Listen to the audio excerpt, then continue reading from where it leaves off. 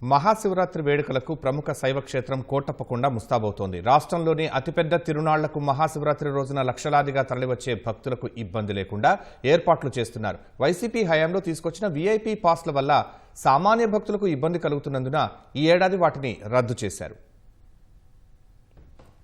ఫిబ్రవరి 13 నుంచి 15 వరకు జరిగే మహాశివరాత్రి వేడుకలకు కోటప్పకొండ సిద్ధమవుతోంది. ఇప్పటికే ఆలయ గోపురాలకు, కొండ మీదున్న దేవతామూర్తుల భారీ విగ్రహాలకు రంగులద్దారు. ఆధ్యాత్మిక శోభ వెల్లివిరిసేలా పరిసరాలను ముస్తాబు చేస్తున్నారు. ఎండ ప్రభావం లేకుండా ఆలయ ప్రాంగణంలో చలువ పందిళ్లు సిద్ధం చేస్తున్నారు. 25 నుంచి 30 లక్షల మంది భక్తులు వస్తారని అంచనాతో ప్రత్యేక క్యూలైన్లు, అదనంగా స్వామివారి ప్రసాదాలు సిద్ధం చేస్తున్నారు. స్టేట్ ఫెస్టివల్ కింద ఫండ్స్ విడుదల చేస్తామని చెప్పిన్నారు. 30 lakhs కూడా వస్తాయని చెప్పి ఉన్నారు. కార్యక్రమాలన్నీ కూడా చేస్తున్నాము. చిన్న చిన్న మైనర్ రిపేర్స్ అయితేమి, గోపురానికి రంగులు, ప్రవచన మండపం యొక్క రిపేర్లు కూడా జరుగుతున్నాయి. దాదాపుగా 2 లక్షల లడ్డూలు, 1 లక్ష అరిసె ప్రసాదము తయారు చేస్తున్నాము. భక్తులందరికీ కూడా ఇబ్బంది లేకుండా చేసేటట్టుగా.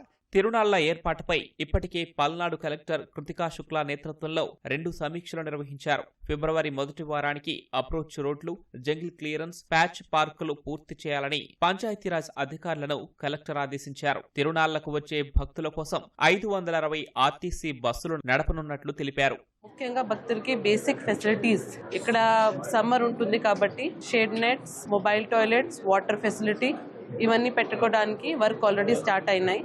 దాంతోపాటు ఇక్కడ డార్మిటరీస్ ఉన్నాయి. అక్కడ బేసిక్ అరేంజ్మెంట్స్ కూడా రిపేర్ వర్క్స్ జరుగుతున్నాయి. ఫస్ట్ వీక్ ఆఫ్ ఫిబ్రవరి కల్లా ఆల్ డిపార్ట్మెంట్స్కి ఈ వర్క్స్ కంప్లీట్ చేయాలి చెప్పడం జరిగింది.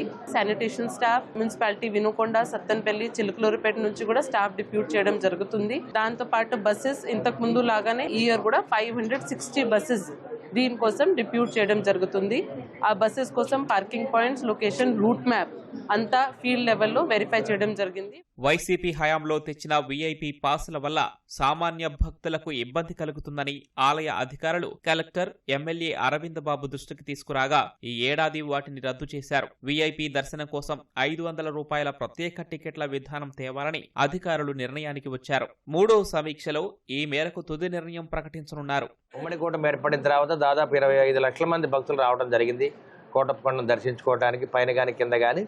ఎందుకంటే ప్రభలు దాదాపు 40 నుంచి 60 కరెంటు ప్రభలు మరి రావడం జరుగుతుంది కాబట్టి అన్ని ఏర్పాట్లు ఎక్కడ ఇబ్బంది లేకుండా, ఇక్కడ ముఖ్యంగా ప్రధాన పాత్ర పోలీసు వాళ్ళు చేయాలి. ట్రాఫిక్ జామ్ లేకుండా, వాటి ఇన్సిడెంట్స్ ఎక్కడ ఏం జరగకుండా చూసే బాధ్యత వారిది. అదేవిధంగా కొండ ప్రాంతం, కొండ మీద కానీ కొండ చుట్టుపక్కల మొత్తం కూడా కంప్లీట్ సీసీ కెమెరా సర్వేలెన్స్లో ఉంటాయి.